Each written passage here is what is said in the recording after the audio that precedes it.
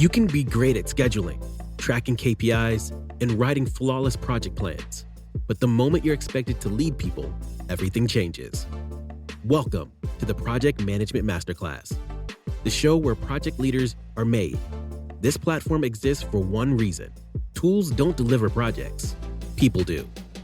That's why the Power Skills Academy was created, to help project professionals master the skills that actually move the needle. Emotional intelligence, communication, collaborative leadership, and strategic thinking. The skills that elevate your influence and make people want to follow your lead. If you ever thought, what am I missing? This is your answer. Visit www.developpowerskills.com. The link is in the description. Now, here's your host, Brittany Wilkins.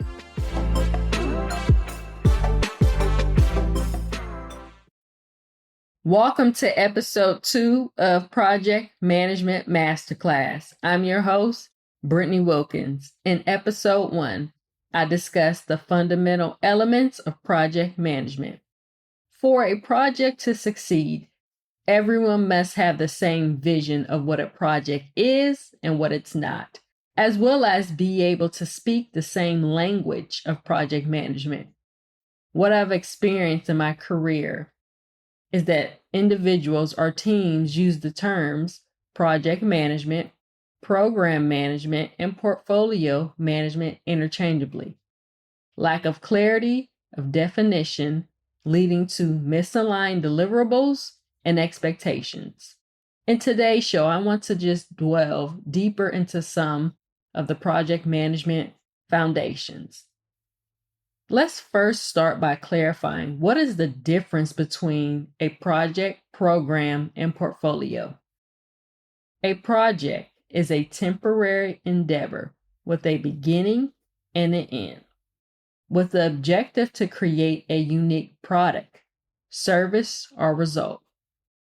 Projects are undertaken to drive change in a product or process, creating business value for the organization and its stakeholders.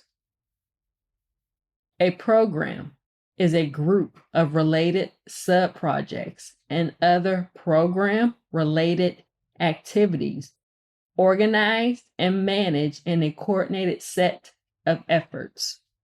Within program management, you'll have a program manager who partners with project managers, leading the individual projects to coordinate and manage efforts, tying it all together.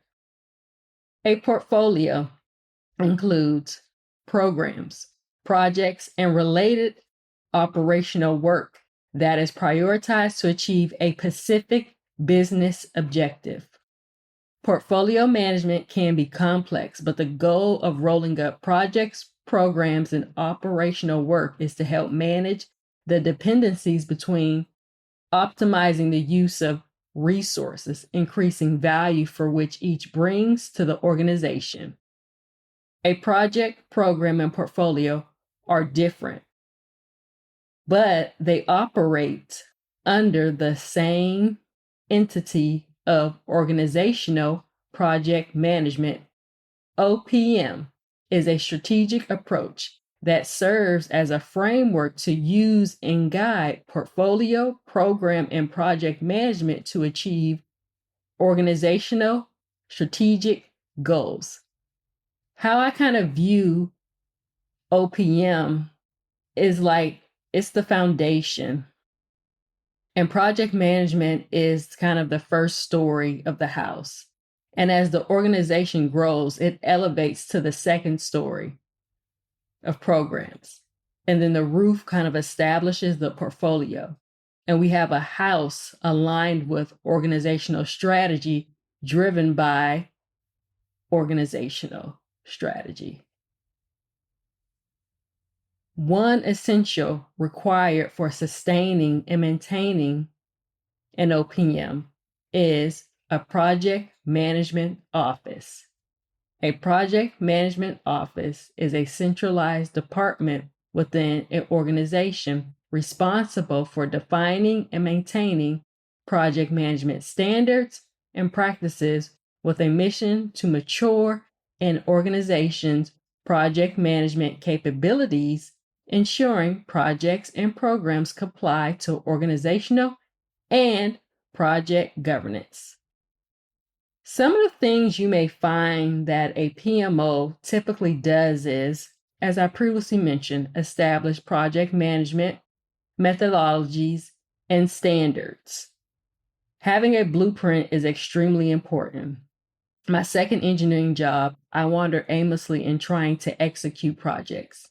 I was working in an industrial coatings factory, which started as a small mom and pop shop, but was acquired by a larger corporation. Industrial coatings had 5 factories with a process engineer located at each factory. With no governance process or standards, each process engineer developed their own methodology for how to execute. And once leadership decided to kick off process engineering reviews, it became very evident by the lack of standards, it was difficult to align on synergies across the plants to effectively measure and track operational metrics that had to get rolled up on a global scorecard. So while establishing standards can seem daunting, if there is no baseline to start from, it is extremely needed. Developing project management and training and also helps to support project managers. And as we develop these standards, it's very important that, the project management office provides templates, tools, and best practices, as well as kind of monitor and evaluate project performance and progress, facilitating communication and collaboration among project teams.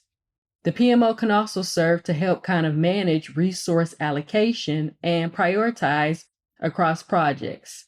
We always run into the issue, we need to do this project, we just don't have enough resources or we don't have the right resources, and the PMO is a great office to kind of help with those particular scenarios. PMOs often help kind of identify and mitigate project risks and issues because we know there will always be risks and issues in any type of project. They also help support project governance and decision-making processes, ensuring alignment of projects with organizational goals and strategies. And they're always continuously improving project management processes and practices. But there are 3 different types of PMOs. The first is supportive. Supportive PMO provides the policies, methodologies, templates, and lessons learned for projects within the organization. The second type of PMO is controlling. Controlling PMO supports and guides on how to manage projects, trains others in project management software and other tools. The third type of PMO is directive. A directive PMO provides project managers for different projects and is responsible for the results of those projects. But the type of PMO and level of influence they have depends on organizational structure. If a company establishes itself as a functional organization in which projects generally occur within a single department, and where you can see cases that departments are grouped by area of specialization like marketing or manufacturing. Another scenario could be a company is kind of project-oriented organization, and the company is organized by projects, and the project manager's influence is high as they have complete project control and project resources are assigned to report to them. The organizations I've been a part of have been matrix organizations, which is kind of a blend between functional and project-oriented. More complexity as there is direct line of reporting and dotted line of reporting, where team members report to 2 managers, the project manager overseeing the project and their people leader. Team members do project work in addition to other work.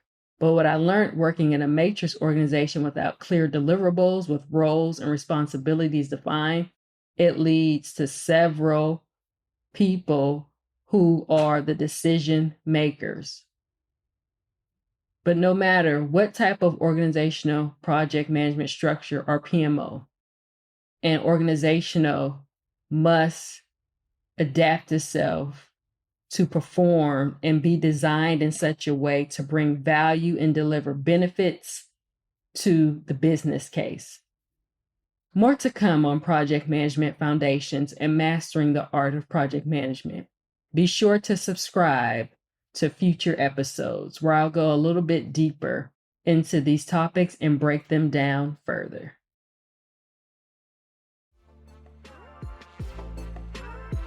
Thanks for listening to the Project Management Masterclass. If you're ready to lead at a higher level, explore the Power Skills Academy and start mastering the skills that drive real project success. Visit www.developpowerskills.com. The link is in the description. See you in the next episode.